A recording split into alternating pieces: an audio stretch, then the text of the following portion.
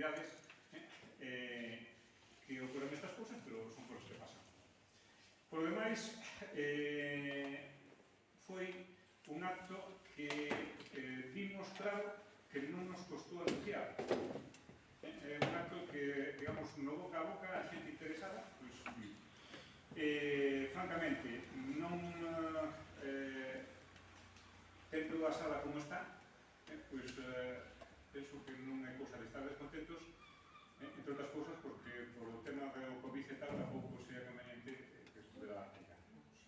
En estes momentos é, como quen dice, a sala que hai en Ribade para facer estas cousas con un xeito de dignidade.